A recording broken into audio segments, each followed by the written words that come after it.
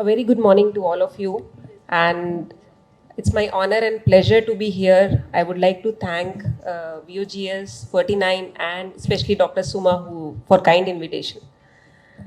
So on a Sunday morning, the hall is full. It's really a pleasure to talk because every speaker puts in a lot of effort when they prepare a talk, and we have such interesting audience. We love to talk to you and discuss these things. So I would like to disclose that I'm a proctor for Intuitive Surgicals. We all know that 30 to 50% of female with endometriosis experience fertility issues and typically present with endometriosis during infertility screening. And some of them are completely asymptomatic and are incidentally diagnosed when they come for their screening. So endometriosis affects ovarian reserve, oocyte quality, maturation of oocytes, tubal function, fertilization, implantation as well. And there is always a debate between the fertility specialist and the surgeon for an optimal treatment, to go for IVF or do a surgery. Surgery should be preceded before the IVF, or the IVF should be done before the surgery. It is always a debate. When a patient goes to an IVF specialist, they are told, do IVF, once you are pregnant, your endometriosis will go away. And that is not a fact. There are multiple implantation failures for these patients. And believe me, these patients do not stick to one fertility clinic. They go to one fertility clinic, one implantation failure, they go to another one, another implantation failure. But then for stage 4 endometriosis or advanced endometriosis, deep endometriosis cases, the excision surgery does enhances fertility rates. So when do we treat them surgically? We treat them surgically for pain, to improve the quality of life, to enhance the fertility, and for severe disease impacting several organ functions. If a patient have a subocclusive or occlusive bowel disease impacting the ureter or hydroureteronephrosis, and suspected malignancy.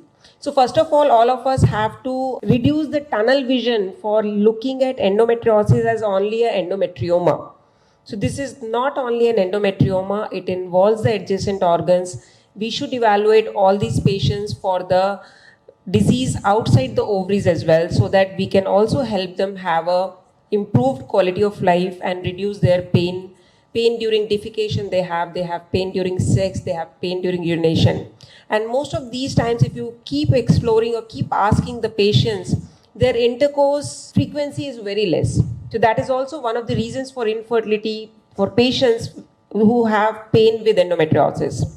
I'm not talking about patients who don't have pain, but there is a set of patients who have pain and infertility both. To minimize the adverse effect on the ovarian reserve, surgical treatment should be performed by a gynecologist with a specific expertise in endometriosis and fertility enhancing surgeries. In cases of young females who are not yet planning to become pregnant, it would be appropriate if we offer them fertility preservation such as oocyte freezing, embryo or ovarian tissue cryopreservation before surgery. Now, surgery for different phenotypes, endometriosis and adenomyosis both have different phenotypes, and we should address both of them together. 42% of endometriosis patients have adenomyosis as well. So endometriomas and impact on AMH with surgery, peritoneal or early disease and its impact on fertility, deep endometriosis excision, colorectal endometriosis excision and its impact on fertility, foam excision and its impact on fertility, and intrinsic adenomyosis and its impact on fertility. And I'll take you all through these phenotypes. Endometriomas are found in 40% of women with endometriosis and 50% of infertile women. The best surgical approach is still controversial. And ovarian cystectomy is the preferred technique. It is associated with lower recurrence and higher spontaneous pregnancy rates. Preoperative assessment is of vital importance. We should know the size, extent, number, location. They are unilateral or bilateral cyst before surgery. Meticulous preoperative planning is the part of procedure, and it should include examination, check for adnexal masses, rectovaginal involvement, pelvic ultrasound or MRI to determine the number, size and location, endometriotic nodules, extent of pouch of Douglas obliteration, presence of hydronephrosis, hydrosalpinx. And also, not to forget, we should check their ovarian reserve before surgery in terms of AMH levels and antral follicle count when future fertility is a concern. So there are different treatments which we do for endometriomas. There are many treatments which have been reported: the decapsulation or stripping, the drainage, CO2 ablative therapy, sclerotherapy. especially when endometriomas are bilateral, the best surgical option always remains controversial and treatment must be patient-tailored. The most popularly which we do is the cystectomy or endometrioma excision. What is the role of serum CA25? The accuracy of serum tumor markers may be limited as some of these are raised to presence of endometriosis. Now this particular patient had a ruptured endometrioma and her CA125 was 2000, but it was absolutely benign. So many of the times patients are also told that CA125 is high, even if it is 150 or 200, they are told that it may be cancer, but that is not true. CA125 is not a marker for endometrioid carcinoma anymore. Let's go to the steps of endometrioma excision. How we start it? We start separating the endometrioma from the pelvic side wall, drainage of endometrioma, visualize the ureter because most of the time these endometriomas are stuck to the lateral pelvic wall. Dissect the ureter in case of dense adhesions, dissect endometriotic tissue from the pelvic side walls, extend the opening from the drainage side, avoid multiple incisions. Cyst, sometimes if it is big, may be turned inside out. Identify a dissection plane. Saline and vasopressin can be used to dissect the plane between the cyst wall and the ovarian tissue, and traction and counter traction helps. For the treatment of endometrioma, excisional surgery for endometrioma was shown to be better than drainage and ablation, so I would recommend that drainage and ablation should not be done, both for recurrence of endometrioma, pain symptoms and fertility outcome. Now when we talk about ablation, there is a new treatment on the horizon called as alcohol sclerotherapy, and it is becoming quite popular. We have been using it for fertility patients in our practice and it has really very good results, and the evidence has supported this as well. I am not talking about ultrasound guided ablation of endometrioma. I am talking about endometrioma ablation with 99% alcohol during laparoscopy or a robotic surgery with deep endometriosis excision. So this in this what we do is we first of all drain the cyst, we suck it out the contents, we wash it with a normal saline, and then we put a Foley's catheter inside the endometrioma.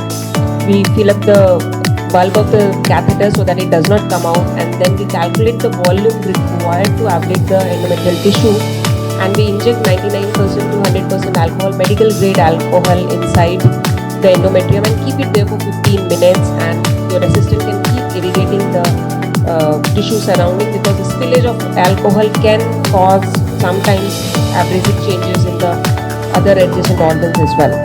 So this is a very good technique, but there are certain cases only we can use. The endometrioma should be at least more than 6 cm in size. It should not be multilocular, it should be a unilocular endometrioma.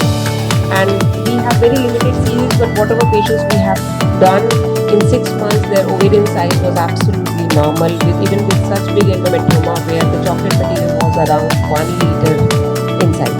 Now this was a paper which has a very big series from Horace Roman where around 482 patients were included. So it has shown that laparoscopic sclerotherapy for endometrioma more than 4 cm during surgery for deep endometriosis excision has a low impact on AMH, preserves fertility and prevents recurrence as well. Impact of surgical management on endometrioma on AMH levels and pregnancy rates. The reduction of ovarian reserve after surgery for endometrioma is inevitable. All of us know that. Regardless of the technique, both excisional and ablative approaches lead to a post-surgical decrease of up to 60% in AMH levels. So AMH opinions are always divided. Some studies show enhanced fertility rates with surgical treatment. Some have shown negative impact of surgery on ovarian reserve. So what are the things important and determining factors are the bilaterality, size of endometrioma, stage of endometriosis, and patient's age. These should also be considered when planning a surgery in patients who are interested in preserving their fertility. The damage to ovarian reserve observed in patients with endometriomas is related to surgical procedure, the presence of previous cyst, also the previous surgery, and it is also unclear what the risk factors for damage to ovarian reserve after surgery. Now coming to a very important fact where what happens is when you advise a surgery and immediately you do AMH, there will be a decline in AMH. So never do AMH immediately after surgery, and it gives a false impression of the AMH levels. Why? Because after ovarian injury, compensatory mechanisms may include recruitment and growth of primordial follicles and excessive activation of granulosa cells. And delay in this recovery is explained by approximately 180-day duration of folliculogenesis from the primordial follicles to the pre-ovulatory follicles. So we, in our practice, don't do AMH levels before 9 months to 1 year. So there is an initial decline of AMH and then it starts increasing. So if you want to check, please check their AMH levels after 9 months to 1 year, and definitely they will be either at par with the preoperative levels or they may be little more as well. Ovarian endometrioma, I want to emphasize that they are rarely isolated. They do not exist alone. So presence of ovarian endometrioma has been reported as being a marker for deep endometriosis and multifocal deep vaginal and intestinal with ureteric lesions. Ovarian endometrioma negatively impacts oocyte quality and quantity but not pregnancy outcomes. So the results of this study have demonstrated that ovarian reserve and response following ovarian stimulation for IVF ICSI treatment was significantly lower in patients with ovarian endometrioma compared with controls after adjusting for age, BMI and infertility duration. Coming to the minimal endometriosis. So minimal endometriosis, we are not addressing. Sometimes you see the bluish spots and peritoneal lesions. People ablate it and come out. But there are studies where minimal endometriosis excision has enhanced fertility and has good implantation rates as well. Impact of minimal endometriosis on fertility outcome: ovulatory dysfunction, impaired folliculogenesis, defective implantation, decreased embryo quality, abnormal immunological peritoneal involvement and luteal phase problems.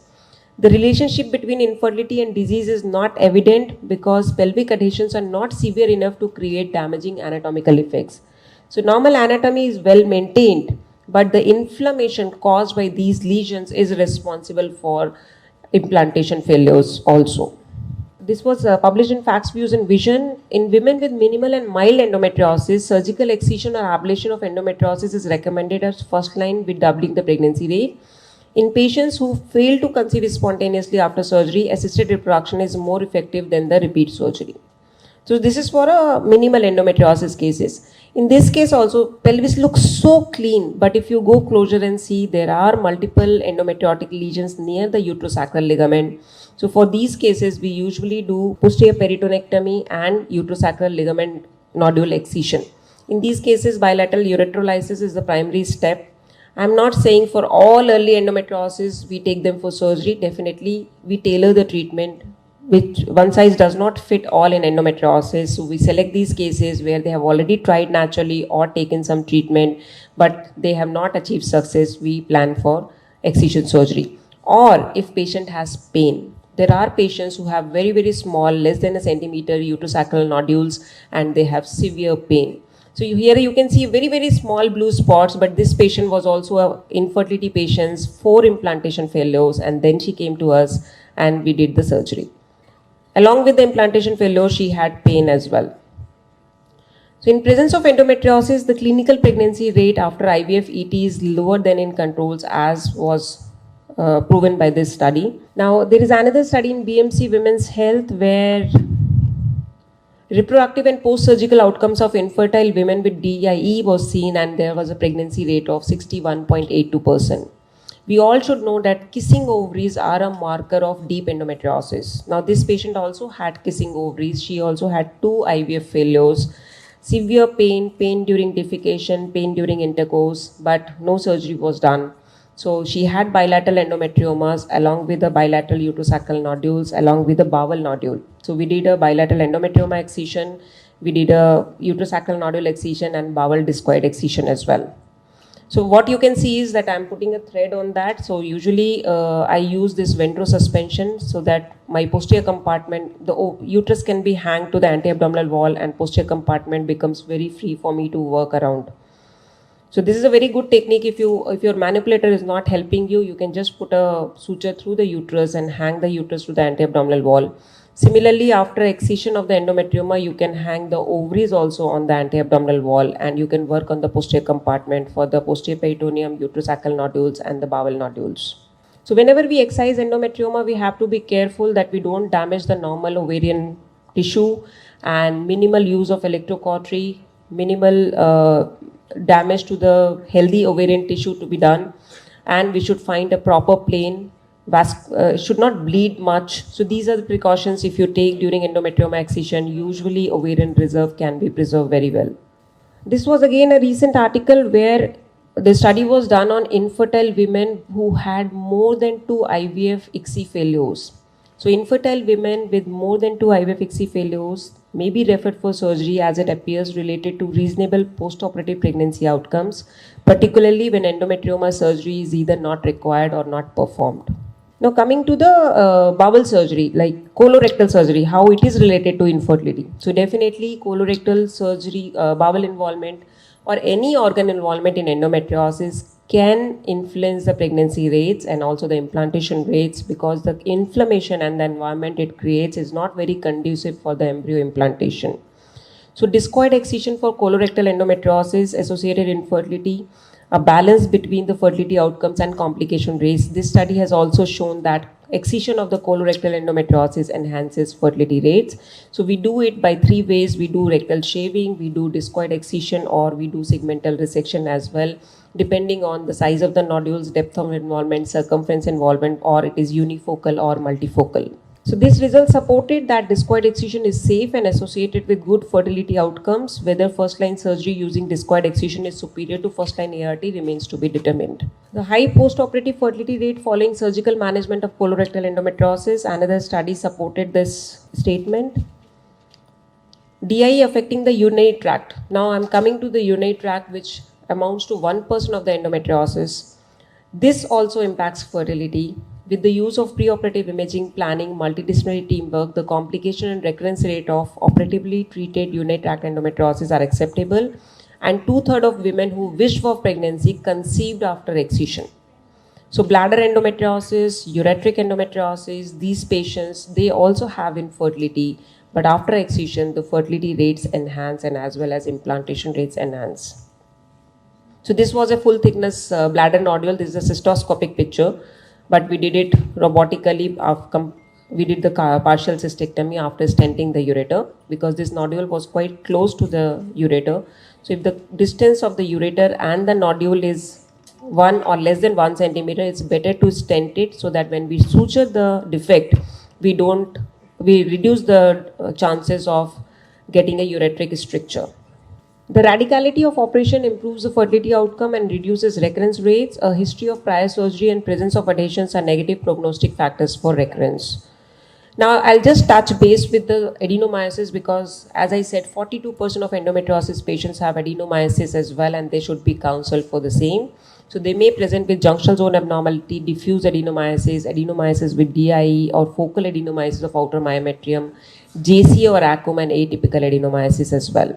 So adenomyomectomy procedure, it depends. It is definitely not a first-line treatment. As for endometriosis, we always say that deep endometriosis excision can be the first-line treatment for pain and as well as infertility.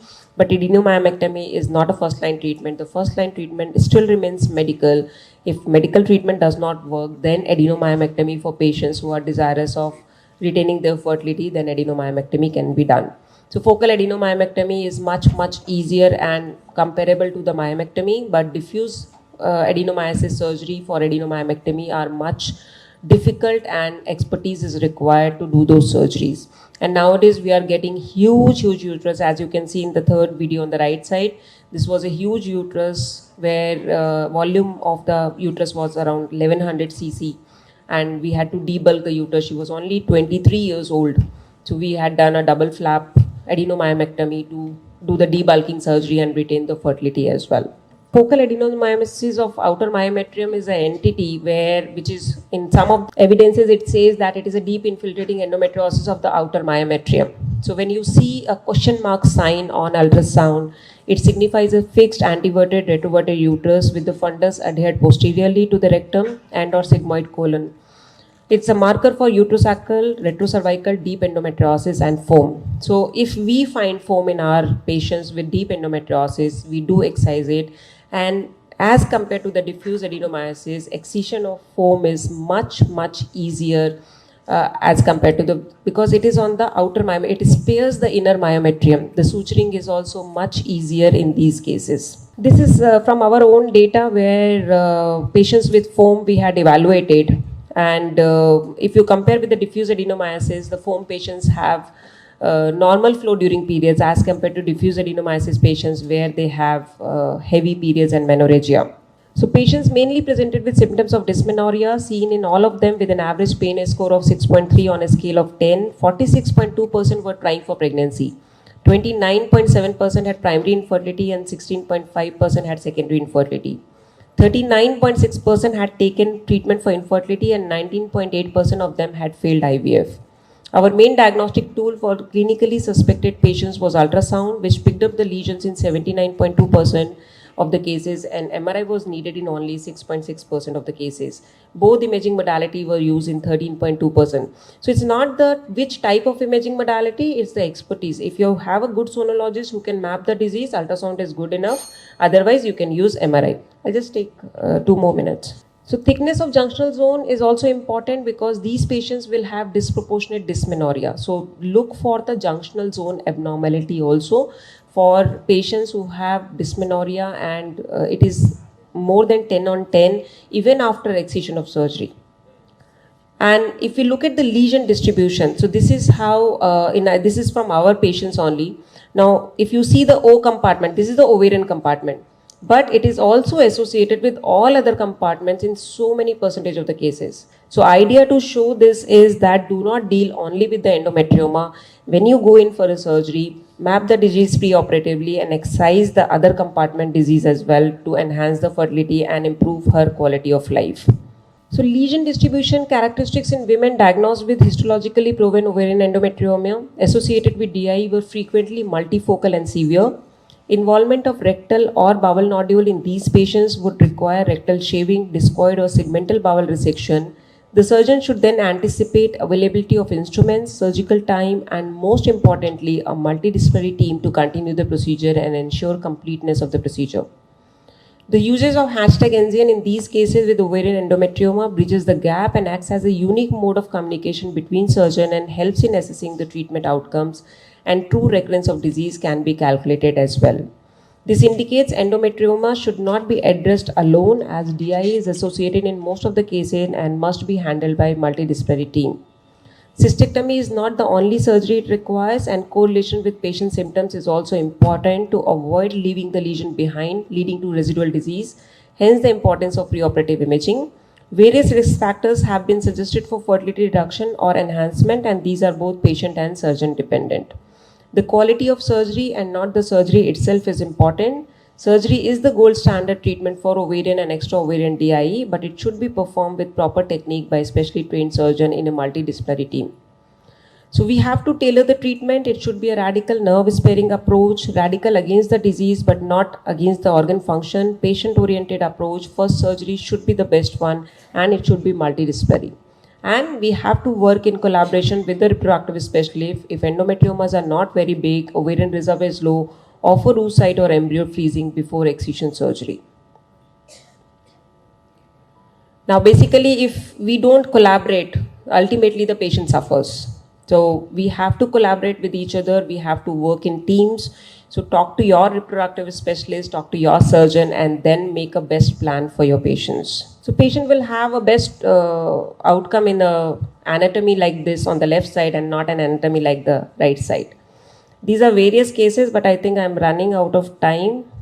So balance is the key. We have to balance between the desire to conceive and the quality of life, balancing the avoidance of invasive procedure without preoperative mapping, balancing the asymptomatic disease and preventing the silent organ loss, balance between surgical and non-surgical treatment, balancing the incomplete surgery and residual disease versus surgery done by MDT and preventing recurrences. As I said, one size does not fit all, one size fits one. So we have to tailor the treatment for these patients, and we should not subject these patients to multiple surgeries, and don't save the best for the last. The first surgery has to be the best one for endometriosis patients. And there is no perfect timing for surgery in endometriosis. Collaboration works, and this is my team from Apollo Hyderabad. It's a multidisciplinary team. We have a colorectal surgeon, a gynae oncosurgeon, a urosurgeon, and recently we also did a thoracic endometriosis. So we also have thoracic surgeon and a pulmonologist as well.